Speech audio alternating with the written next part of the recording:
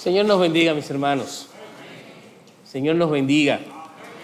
Qué bueno estar alabando y bendiciendo el nombre del Señor. Qué bueno que podemos hacerlo sin ningún tipo de presión, sino derramar nuestros corazones para disfrutar de lo que Él tiene para nosotros. Una de las cosas que nosotros tenemos que batallar diariamente y con la que constantemente chocamos es en la relación que hay entre nuestra vida y las autoridades. De una forma u otra, eso trae problemas. La gente se queja de las autoridades. La gente no está de acuerdo con lo que ellos hacen. La persona que está en autoridad probablemente es la persona más amada, pero también es la persona más odiada en cualquier lugar donde nosotros los pongamos. Ustedes saben que en la iglesia también pasa eso.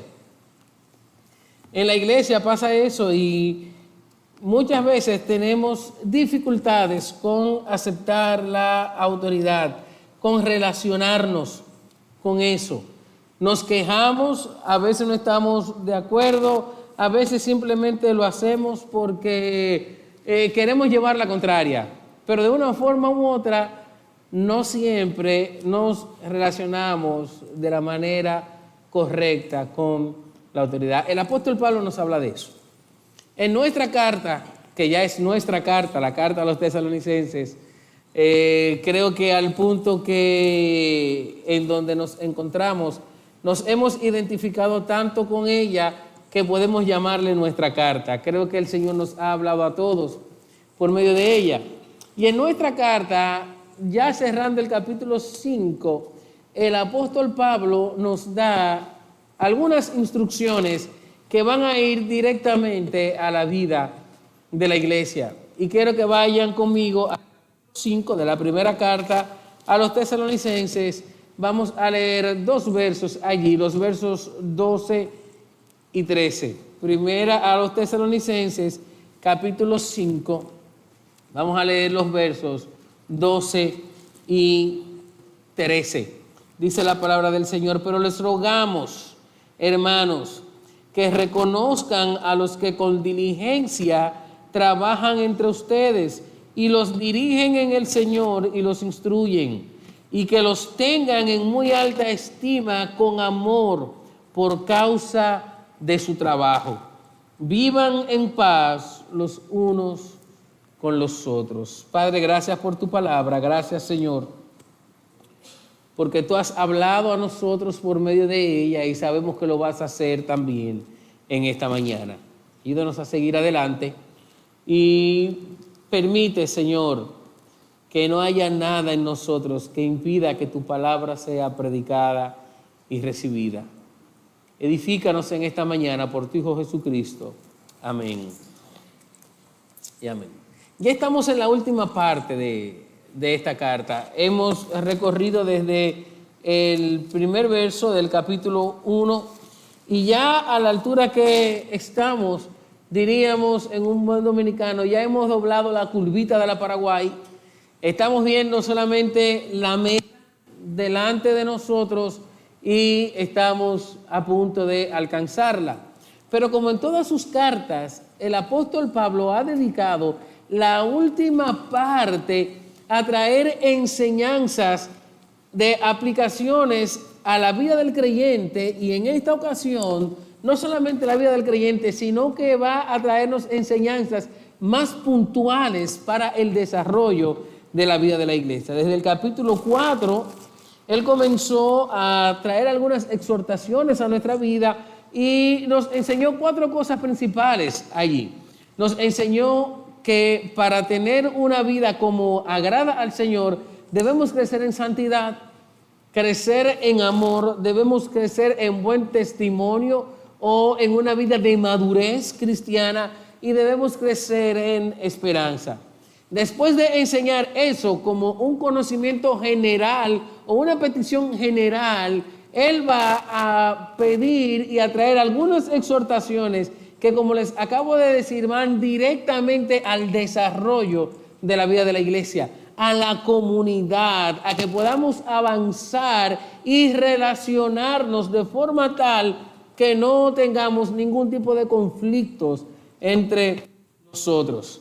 Les da enseñanzas cortas que parece que, como dice William Hendrickson, serán la evidencia de la sobriedad con la que Él nos ha mandado a vivir. Recuérdate que en el versículo 6 del capítulo 5, Él dice: por tanto, no durmamos, sino que velemos y seamos sobrios. Y esa sobriedad apunta a tener una vida de dominio propio que nos haga cada día ser mejores unos con otros y delante del Señor. Nos presenta unas enseñanzas que va a conectar con lo que dijo atrás. Fíjate que en el versículo 12, Él dice, pero, es decir, Él enseña esas 4 cosas primero, la santidad, el amor, el buen testimonio y la esperanza, y le dice, pero, le está aquí cambiando el tema, está montando una enseñanza sobre la otra. Es como si nos está diciendo, ustedes deben crecer en estas cosas, pero también deben hacer estas. Son enseñanzas llamativas por su brevedad, pero que dicen mucho a pesar de sus cortas palabras, que contribuyen a fortalecer o a destruir la vida y la edificación de la iglesia según nos relacionemos con ellas. Y debemos considerarlas también como algo categórico, porque Pablo le dice a ellos, pero les rogamos, hermanos. Lo primero es que él está hablando a los que son miembros de la iglesia, a los que son creyentes, le está diciendo, hermanos, presten atención. Y está haciendo con ellos lo mismo que hizo en el capítulo 4, versículo 1. Le está dando un ruego. Pero no un ruego donde tú vas a hacerlo si tú quieres, sino que lo está haciendo. Esto de te rogamos implica que le está dando una petición a la cual se le debe prestar atención, ante la cual se debe actuar con urgencia. Le dice, préstale atención a esto. Y a mí me encanta como él dice, les rogamos, hermanos, porque Pablo nos deja ver que muchas veces aún las enseñanzas que tienen que ser mandatorias son más fáciles de asimilar si se hacen con amor. Pablo le dice, él le dice, tú tienes que hacerlo obligado. Él dice, yo te ruego que lo haga. Ahora tú sabes que es obligado que tienes que hacerlo. Y la primera enseñanza que Pablo trae aquí tiene que ver con la relación de la iglesia con sus líderes. Pablo presenta y divide estas enseñanzas, pudiéramos ponerla en 3 grupos. Primero, la vida con el liderazgo. En segundo lugar, él les enseña la vida en la comunidad de la iglesia y termina enseñándole la vida en cuanto a la adoración. Y él comienza hablándole del liderazgo. Y no lo hace porque haya ningún problema con ellos, puesto que en el contexto de la carta hasta ahora no hemos visto que haya algún problema entre la iglesia y sus líderes. En la segunda carta, cuando él retoma algunos temas de los que les trata aquí, no le habla a ellos de esto. Pero puede ser, como leí en uno de los comentarios que consulté, que Pablo está hablando a una iglesia naciente que tiene que acostumbrarse a ser dirigida y a relacionarse bien con aquellos que la dirigen. Pablo le hace una petición que tiene que ser ejecutada, dice el texto, sobre los que trabajan entre ustedes, los que trabajan en la congregación. Mira el versículo 12, les rogamos que reconozcan a quienes, a los que con diligencia trabajan entre ustedes. Le está hablando de aquellos que tienen la responsabilidad. Está haciendo referencia a los que lideran la congregación, a los que han seguido el ejemplo de trabajo apostólico en medio de ellos. Y es importante ver que Pablo no se está refiriendo a los líderes por su oficio, sino por su trabajo. Aunque lo incluye la posición del liderazgo. Pero él no está hablando de aquel que simplemente se llama líder, sino de aquel que lo demuestra o que ha construido ese liderazgo en base al trabajo. Él pudo haber usado algún sustantivo que nos diera una idea quizás más terminada o más puntual. Él pudo haber dicho: reconozcan a los pastores, reconozcan a los obispos, reconozcan a los diáconos, a los ancianos. Pero aquí hay algo importante. Y eso que les digo importante es que muchos pueden llamarse así, muchos pueden ostentar la posición, pero no desarrollar o llevar a cabo con diligencia, como él dice aquí, la función que el cargo amerita. Por eso Pablo dice: reconozcan a los que trabajan, y ese trabajo o esa identificación lo hace por medio de 3 tareas. Él dice: los que trabajan entre ustedes, los que los dirigen en el Señor y los que los instruyen. No es algo apartado de lo que él enseñó en el capítulo 2 y 3 acerca de las características de un líder que ama al Señor. En el capítulo 2, versículo 9, le dijo que un líder trabaja. En el versículo 8 le dice que un líder se preocupa por su congregación, que enseña porque invierte su vida en otros. Y en el versículo 17 les habló de la preocupación que él tenía, al punto que envió a Timoteo para ver cómo estaban ellos. Pablo está tomando y está haciendo un condensado aquí y le dice a los líderes que cumplen o que llevan a cabo las tareas que yo le mencioné atrás. Él no está sugiriendo 3 tipos de líderes aquí. Él no está sugiriendo el líder que trabaja, el líder que dirige o el que instruye, sino que le está sugiriendo a un líder que considera que estas cosas son su tarea y que las cumple con responsabilidad. Trabaja, instruye y dirige en el Señor. Ese es el trabajo que Pablo está reconociendo aquí. Ese es el trabajo que nosotros como iglesia tenemos que reconocer en las personas que están alrededor de nosotros. Un pastor no espera ser nombrado pastor para trabajar para el Señor. Un diácono no espera que lo nombren como diácono para comenzar a servir en su congregación y servir a sus hermanos, sino que en el llamado del Señor, en lo que el Señor está haciendo en la vida de cada persona, comienza a desarrollar estas labores. Y entonces nosotros como iglesia podemos reconocer que ellos la están haciendo. Pablo nos está llevando a ver aquí que lo importante no es que éste se denomine de tal o cual forma, sino que trabaje con intención en la congregación y a favor de la congregación. ¿A dónde apuntan estas tareas que Pablo señala aquí? Él dice: reconozcan a los que con diligencia trabajan entre nosotros. Me gusta como lo traduce la Nueva Traducción Viviente cuando dice: los que arduamente trabajan. Estas palabras son usadas frecuentemente por el apóstol Pablo para hablar de lo que conlleva la tarea del ministerio pastoral y el ministerio en la congregación.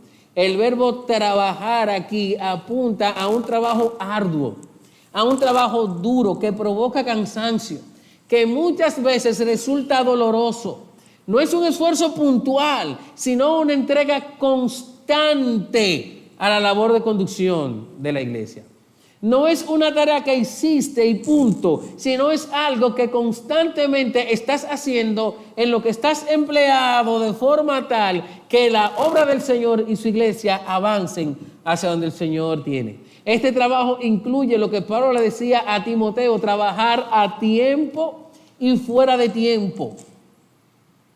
Tienes que trabajar a tiempo y fuera de tiempo, porque el ocuparse de las necesidades de cada uno en la iglesia va a demandar un sacrificio que solo aquellos que han sido escogidos por el Señor para esa labor van a estar dispuestos a realizar.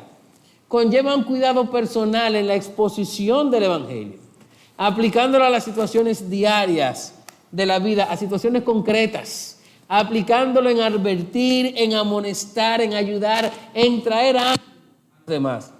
El mismo apóstol Pablo había sido ejemplo de estas cosas en Hechos capítulo 20, versículo 31, mientras hablaba y se despedía de los pastores, le decía a ellos: por tanto, velad, acordaos que por 3 años, de día y de noche, a tiempo y afuera de tiempo, no he cesado de amonestar con lágrimas a cada uno, es decir, de hacer un trabajo particular con cada uno de ustedes.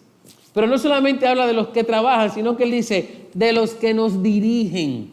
Y cuando habla de los que nos dirigen, está haciendo referencia a los que tienen la responsabilidad de estar al frente de forma tal que las cosas funcionen.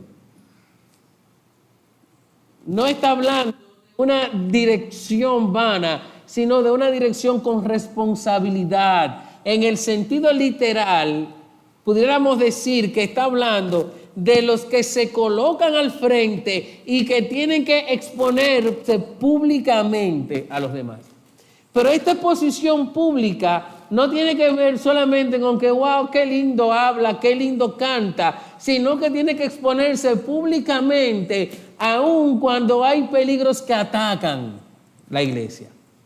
Cuando tú eres responsable de la vida de la iglesia, de que la iglesia funciona, de que la iglesia camina, de que la iglesia va caminando en la dirección que tiene el Señor para ella por el esfuerzo que tú haces. Esa frase que nos dirigen también hace alusión a los que están delante de nosotros en algunos matices distintos. Están delante de nosotros por la solicitud con la que atienden la congregación. Están delante de nosotros por el cuidado, la protección y la preocupación que tienen por la congregación y por cada uno de manera particular. Están delante de nosotros porque tienen autoridad y gobierno en la congregación sobre cada uno. Es importante reconocer eso en medio nuestro, pero reconocerlo como escribió el apóstol Pablo aquí, cuando dice que reconozcan a los que nos dirigen en el Señor. Y cuando pone esto, está poniendo un freno, porque el liderazgo en la iglesia no es asunto del ejercicio de la autoridad personal. No está basado en una identificación personal, sino en una identificación con Cristo. Él fue que dio líderes a la iglesia. Él fue que escogió a aquellos sobre quienes iba a fundar y en los cuales iba a poner el crecimiento de la iglesia. Además, es el mismo quien a través de su Espíritu Santo ha repartido dones como Él ha querido, y dentro de esos dones están los dones de liderazgo, está el don de pastor y están los dones de aquellos que reparten y que dirigen la iglesia. No es algo de nosotros los hombres, es algo de Dios. Y hay una tercera tarea que Él da aquí. Y Él dice, aquellos que nos instruyen. La palabra instruir aquí es la palabra nouteteo. Es una palabra que tiene poca equivalencia en el español, pero a donde nos quiere llevar directamente es a decir aquellos que nos amonestan. ¿Y que nos amonestan cómo? Que nos amonestan con la palabra del Señor, para llevarnos a entender que hay algo mal en nosotros que necesita ser corregido.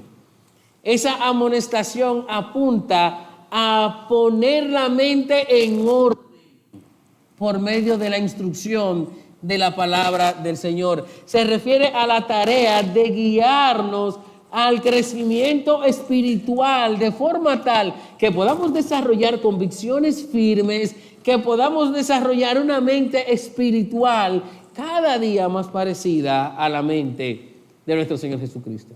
Es una amonestación que se trata más de orientación que de reprensión. No es amonestarte para maltratarte y golpearte, sino para orientarte y guiarte cada día a seguir adelante en los caminos que Dios ha preparado para nosotros. Ese es el liderazgo que Pablo apunta que debe existir en la iglesia. A eso debemos aspirar nosotros cada día. Tenemos que ver a quienes el Señor levanta en medio nuestro, quienes desarrollan esta labor, y entonces en la gracia de Dios, escuchar la voz de Dios y reconocerlos como líderes en medio nuestro. Ante ese liderazgo, la iglesia tiene una tarea que cumplir. Y Pablo está dando estas últimas exhortaciones aquí para regular la vida de la iglesia, y le dice a ellos, su primera tarea es reconocer a estos hombres. Y cuando habla de reconocer, lo que nos enseña es que la iglesia debe tratar a sus líderes con respeto. Con respeto, debe reconocerlos. Es lo que dice el versículo 12. Les rogamos, hermanos, que reconozcan a los que con diligencia trabajan entre ustedes y los dirigen el Señor y los instruye. Le está pidiendo respetarlos. Eso significa la palabra reconocer aquí. Pero los llama a respetarlos no como consecuencia de la posición que ocupan, que una vez más le digo, lo incluye, sino por el trabajo que estos hombres realizan en la congregación. ¿Y en qué se basa ese respeto? ¿En qué, cuál es la implicación que esto tiene? Lo primero que implica ese respeto es conocer quiénes son tus líderes, a quienes Dios ha puesto en la congregación para realizar esta labor. Este conocimiento implica reconocer el valor de su trabajo, de su ministerio, reconocer la autoridad que Dios ha puesto sobre ellos. Eso es una tarea de la iglesia, discernir a quienes Dios está levantando para hacer la obra del ministerio y entonces reconocerlos. Yo oro cada día, mis hermanos, pidiéndole al Señor que levante en medio de nosotros hombres valientes que se dediquen a hacer la labor del ministerio aquí. Yo oro cada día para que el Señor levante hombres que puedan ser pastores en medio nuestro y compartir el ministerio pastoral con ellos. Oro porque el Señor levante hombres que puedan hacer la labor de guardar y de cuidar, de servir a la congregación. Y es una labor de la iglesia reconocer esos hombres que el Señor va levantando para que sirvan en medio de nosotros. Pero no solamente implica conocerlos, sino que implica también respetarlos. Reconocerlos implica respetarlos, tratarlo con la delicadeza que su investidura requiere y hacerlo porque sabemos que sobre todo estos hombres son servidores de Dios. Están ahí puestos para el Señor, para el servir. Él fue que los hizo maestros, Él fue que los hizo pastores, Él fue que los hizo diáconos. Tenemos que reconocerlos porque Dios ha repartido dones en medio nuestro por medio de su Espíritu Santo, como nosotros queremos, como Él quiso. Reconocerlos a ellos es reconocer la obra de Dios en medio de nosotros. Yo no pude evitar de pensar, mientras estudiaba esta semana, en nuestro hermano Juan Ávalo. Juan conoce, igual que otros que hay aquí en la congregación, desde que yo tengo unos 13 años de edad. Y entonces me era chocante. Hay otros que son viejos también como Juan, como Jacobo, que también me conoce de esa época. Y no voy a mencionar las damas que me conocen para que no digan que yo le estoy diciendo vieja.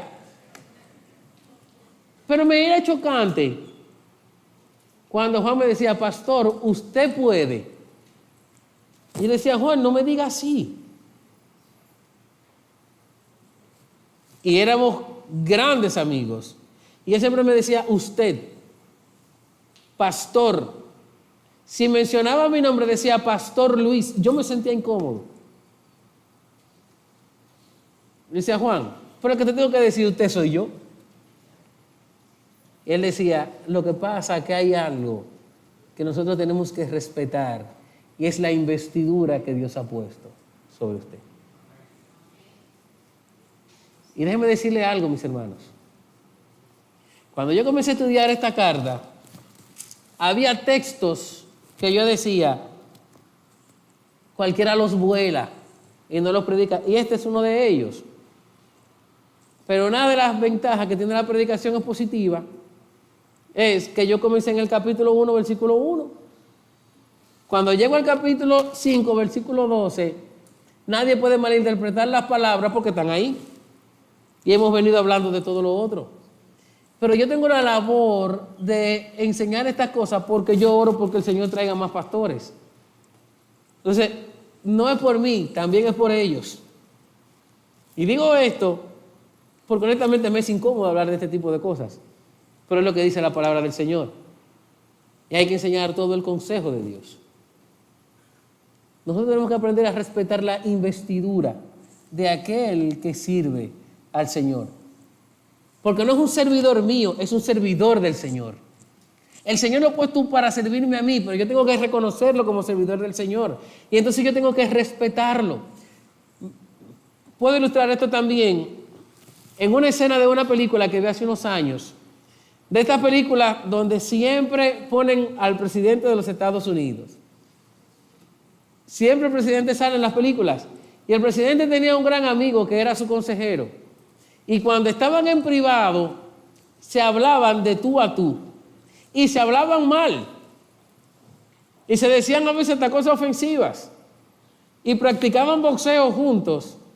Y se daban duro. Y el amigo siempre le daba al presidente. Pero cuando llegaba la gente, él dejaba que el presidente ganara. Y le decía, señor presidente. Y cuando él se lo reclamaba, le decía, es que no puedo evitar, o sea, no puedo romper los protocolos delante de los demás. Hay que decirle, señor presidente. Reconocer a los líderes implica también obedecerlos, estar sujetos a ellos, entendiendo que es algo que nos manda la Biblia. Mira lo que dice Pablo en 1 Corintios capítulo 16, versículo 15. Él dice, les exhorto, hermanos, ya que conocen a los de la casa de Estéfanas, que fueron los primeros convertidos en Acaya y que se han dedicado al servicio de los santos, que también ustedes estén en sujeción a los que son como ellos y a todo el que ayuda en la obra. Pablo está diciéndole, esa gente son los que el Señor ha puesto a trabajar en medio de ustedes. Reconózcanlo, obedézcanlo. Mira lo que dice en Hebreos capítulo 13, versículo 17, obedezcan a sus pastores y sujétense a ellos porque ellos velan por sus almas como quienes han de dar cuenta. La parte que más me gusta es cuando dice, permítanles que lo hagan con alegría y no quejándose. Permite que tu pastor te cuide. El respeto y la obediencia no se tratan de una relación basada en el temor. No se tratan tampoco de una sujeción a ciega, sino se trata de una sujeción que reconoce que se actúa bajo la autoridad, la voluntad y la palabra de Dios. La obediencia tiene que ver con escuchar, con dejarse persuadir con la palabra y actuar en torno a ese consejo. Reconocer a tus líderes, reconocer a tus pastores, es tomarlo en consideración en los asuntos de tu vida. Saber que Dios lo puso ahí para cuidarte, para aconsejarte por medio de su palabra. Cuando los líderes cumplen con fidelidad la labor que nos enseña este pasaje, y cuando como creyentes y miembros de una iglesia local, nosotros nos vamos a otro lugar a alimentarnos, nosotros no estamos cumpliendo con lo que dice la palabra de Dios. ¿Estamos cumpliendo con lo que dice la palabra de Dios? Cuando usted teniendo un pastor, tiene que irse a buscar el consejo de otro pastor, usted tiene que revisarse. O porque esa persona no está puesta ahí por el Señor como pastor, o porque usted tiene que considerar si mejor se va donde el otro pastor y se queda allá. Pero tiene que considerarlo. Cuando usted pasa por alto la autoridad de su pastor, usted no le está reconociendo. No lo reconoce. Suena difícil, pero es la verdad, Dios ha puesto en su iglesia a las personas que en su voluntad Él tiene para conducir la iglesia. No necesitamos irnos a ningún otro lugar. Hace unos días, hace ya un tiempo, vi un meme que publicó una persona. Era un pastor recibiendo las quejas de uno de sus miembros. Le decía, pastor, es que si usted predicara como el pastor fulano. Pastor, lo que pasa es que usted no hace como lo hace el pastor fulano. Pastor, mire, cuando yo escucho predicar al pastor fulano, ahí sí es verdad que Dios me habla. Y comenzó a decirle, pastor, porque el otro pastor. Y le dice, pastor, pero no se me ponga celoso. No me diga que no se me ponga celoso, que yo lo quiero como quiera. A propósito, pastor, ore por mí, por tal sitio. Y me dice, no, ve donde el pastor fulano, ¿para qué ore?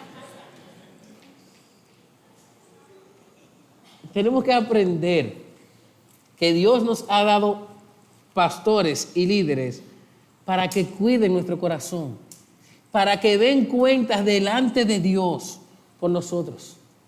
Y por eso reconocerlos implica también agradecerles a ellos. Agradecer la labor que realizan contigo, ser agradecido con tu pastor, por cómo aportan a tu crecimiento como hijo de Dios, por cómo dedican tiempo a cuidarte.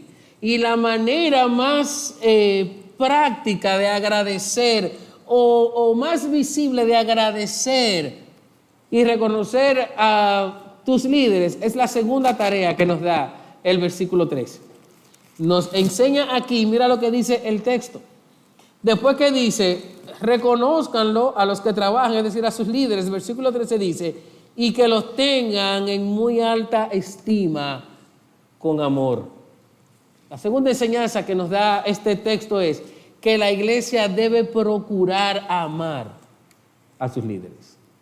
Debe procurar amar a sus líderes. La frase que dice que los tengan en muy alta estima puede ser traducida como que los consideren sobreabundantemente en amor. No nos está llamando a tenerle cariño o afecto, simplemente lo que significa la palabra estima es que lo tratemos con un amor profundo, con un amor grande que esté por encima de la media. A eso se refiere cuando dice que lo tengan en muy alta estima. Él no dice alta estima, muy alta estima. Que lo ames profundamente. La relación de la iglesia con sus líderes debe estar caracterizada por el amor. Si no hay amor, mis hermanos, va a haber algo difícil que es división. Tenemos que amarnos unos a otros, pero este amor no es porque el pastor es carismático. No es la personalidad del pastor. Es muy fácil amar a aquel que puede hacer conexión con nosotros, a aquel que nos hace sentir bien. Es muy fácil amar al pastor si el pastor predica bien. Si me gusta cuando el pastor predica. Si el pastor me complace en las distintas solicitudes que yo hago. Ninguna de esas cosas es la razón principal de nuestro amor. La razón principal para amar a nuestros líderes, nuestros pastores, diáconos, maestros, aquellos que están trabajando para que nuestra iglesia funcione, ¿saben cuál es? Su trabajo. Eso es lo que él dice. Que los tengan en muy alta estima con amor por causa de su trabajo. Los demás pastores que vengan a esta iglesia se salvaron. Porque si fuera porque el pastor es famoso, a ellos no lo van a amar, me amarían a mí solo. Pero dice, ámenlo por su trabajo. Ámenlo por su trabajo. ¿Saben por qué debe ser por su trabajo? Porque la labor pastoral implica la confrontación. Y muchas veces, cuando el pastor tiene que confrontarte, entonces el pastor se convierte en el miembro número 1 de tu lista de más buscados. Porque no queremos ser corregidos. No queremos ser amonestados a pesar de que nuestra vida esté yendo por el lugar incorrectos, no queremos que nadie nos los diga.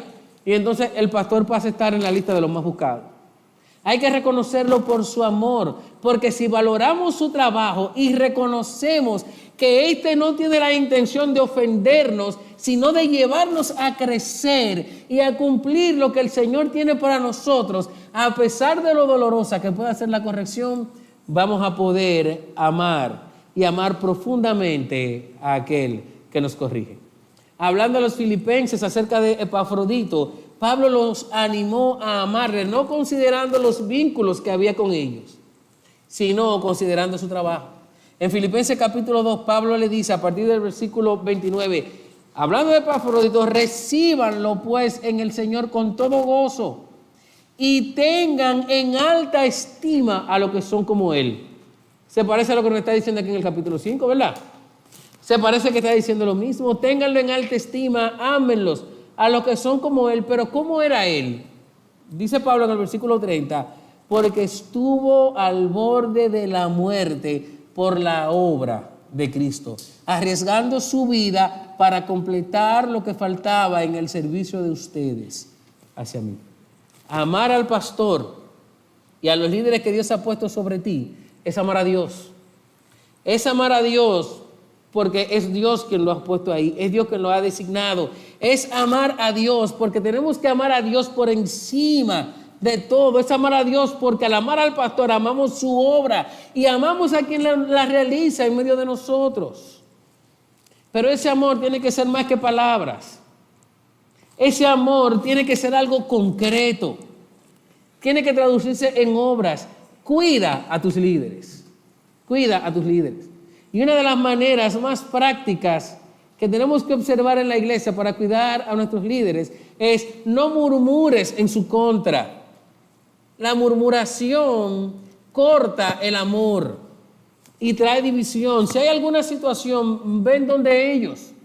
Si hay alguna situación, ve donde el pastor y resuelve esa situación. Cuida a aquellos que murmuran. Cuídate de aquellos que murmuran contra el pastor y que te dicen, hermano, tenemos que orar porque es que el pastor no está bien. No, hermano, yo no estoy bien, tráigame algo. Cuídate de murmurar a tus líderes. Cuídate de eso, porque murmurar a los líderes es murmurar a Dios. Aquí te están mandando a reconocerlos y amarlos. Cuídate de murmurarlos. Amarlos es velar por sus necesidades materiales también.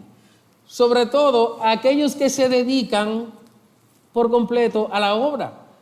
En 1 de Timoteo, Pablo le dice a Timoteo, los ancianos que gobiernan bien deben ser considerados dignos de doble honor, principalmente los que trabajan en la predicación y la enseñanza, porque dice la Escritura, no pondrás bozal al buey cuando trilla y el obrero es digno de su salario.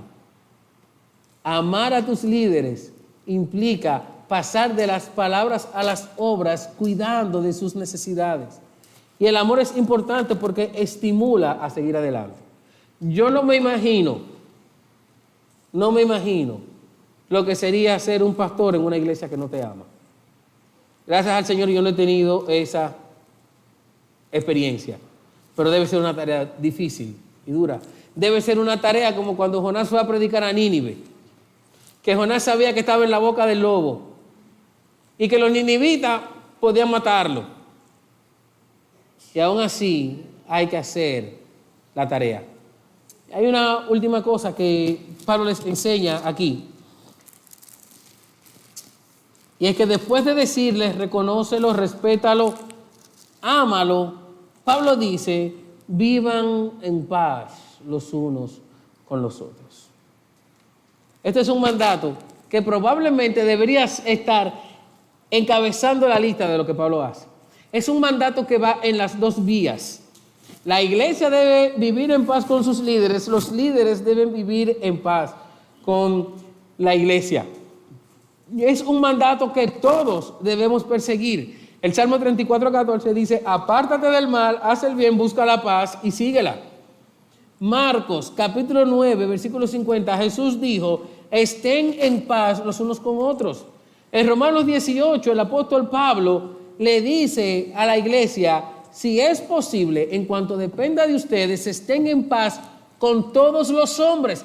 Eso incluye a los líderes y eso incluye también a los que no son líderes. Pero mira también lo que dice Hebreos capítulo 12, versículo 14, dice, busquen la paz con todos y la santidad sin la cual nadie verá al Señor. Busquen la paz con todos. Pablo dice, vivan en paz los unos con los otros. Pero él no la pone arriba, él la pone en el medio.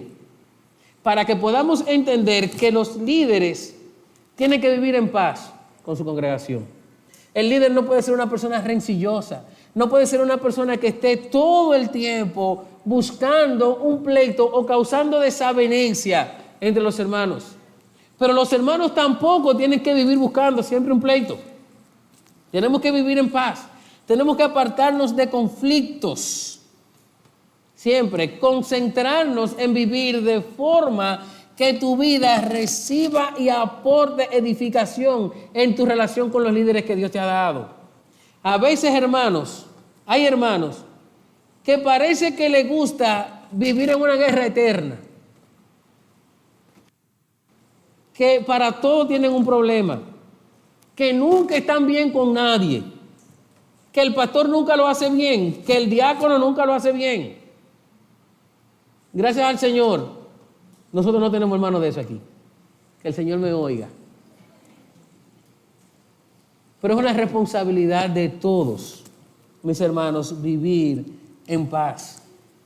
Así que concéntrate en que todo lo que tú hagas aporte en tu relación, no solamente con el liderazgo, sino con los demás hermanos. Para eso vas a tener que dejar cosas que, aunque son carnales, agradan a tu corazón. Vas a tener que dejar de pensar en ti para pensar en los demás. Pero tenemos que cumplir lo que dice la palabra, vivir en paz unos con otros. Tenemos que involucrarnos en buscar al Señor. Sin importar la situación, tenemos que vivir en paz. Pero Él me ofendió. Pero Él me hizo. Pero Él dijo. El pastor dijo que me iba a visitar y no me visitó. El hermano fulano que es diácono dijo que me iba a ayudar con algo y no lo hizo. No importa la situación. Invierte tu vida en vivir en paz, en solucionar las cosas de manera pacífica, en saber que la Biblia dice, si tu hermano peca contra ti, ve y trata de ponerte en orden con tu hermano. La Biblia dice, si vas a llevar tu ofrenda al altar y te acuerdas que hay un hermano que tiene algo contra ti, deja tu ofrenda, ve y resuelve con tu hermano y entonces ven y trae tu ofrenda. Todos tenemos la responsabilidad de vivir en paz unos con otros. ¿Por qué estas cosas son importantes para nosotros? ¿Por qué nosotros tenemos que ocuparnos de estas cosas? Tenemos que ocuparnos de esto porque una iglesia sin líderes, sobre todo sin un liderazgo saludable, está destinada a morir. Muchos de los que están aquí hoy ya han atravesado esa experiencia. Una iglesia que no tiene un liderazgo sano está destinada a morir. Además, esto es importante porque no todos estamos puestos para ser líderes. No todos tenemos la capacidad de serlo porque esto viene del Señor. Tenemos que aprender a ser líderes y tenemos que aprender a ser liderados. Y la única manera de hacerlo y de hacerlo bien es observando estas cosas que están aquí, reconociendo a lo que Dios ha puesto como líderes delante de ti, amándolos y viviendo en paz con ellos. Esto es importante también, mis hermanos, porque aunque todos estamos llamados a involucrarnos en el cuidado y edificación de la iglesia, no podemos sustituir el lugar que les corresponde a un líder llamado por Dios o simplemente eliminarlo. Piénsalo de la siguiente manera. Una persona nunca va a poder sustituir el lugar que tiene un padre en la vida de su hijo. Nunca. Tú puedes tener las mejores amistades, pero tus problemas difíciles, tú se los llevas a tu papá. Tú puedes tener la persona que mejor te hace sentir, Pero cuando la pintura se pone dura, como decimos nosotros, tú buscas a tus padres para que te ayuden. No importa todo lo que alguien pueda hacer, la iglesia está diseñada de forma tal que su cuidado viene de un pastor, de un equipo pastoral que Dios ha destinado para esa iglesia. Eso no lo podemos cambiar. Es importante, mis hermanos, buscar una relación saludable con nuestros líderes, con nuestros pastores, con todos aquellos que trabajan en medio nuestro, para que, sabiendo que de parte de Dios ellos ejercen liderazgo sobre nosotros. Y esto es importante porque si no lo hacemos así, no podremos someternos ni ayudar a crecer a los líderes que se levantan en medio de nosotros. No vamos a poder ayudarlos a crecer de forma tal que sus dones, sus talentos, sus habilidades florezcan en bendición para nosotros. Tenemos que comenzar reconociéndolos, tenemos que comenzar amándolos a pesar de sus errores. Tenemos que comenzar estimulándolos en amor para saber que a pesar de que las cosas han salido mal, tú puedes seguir adelante. Estas cosas son importantes para nosotros. Es importante porque si nosotros no hacemos esto, no va a haber lugar para el perdón en la congregación. Más bien vamos a abrir una puerta para la división. Si nosotros no amamos, respetamos y procuramos la paz con que nos dirigen, entonces vamos a causar divisiones que van a destruir la iglesia. Dios nos ha llamado a ser su pueblo, pero ha puesto un orden en nosotros. Ese primer orden comienza cuando nosotros podemos observar y vivir correctamente la relación que hay entre la iglesia y su liderazgo. Que Dios nos guíe siempre a hacer eso. Que Dios nos permita ver a otros crecer en medio nuestro. Que Dios nos permita ser agentes de estímulo por el amor que tenemos a aquellos que Dios pone en medio nuestro. Pero que Dios nos permita crecer también. Crecer bajo la influencia de líderes fuertes, saludables, amorosos, que entienden que están aquí no por voluntad de hombres, sino por voluntad de Dios. Que entienden que están aquí no para gloriarse de la congregación, sino para cuidar y guiar a la congregación. Que Dios nos guíe siempre hacia ese camino. Que nos fortalezca y siempre nos ayude a seguir hacia adelante.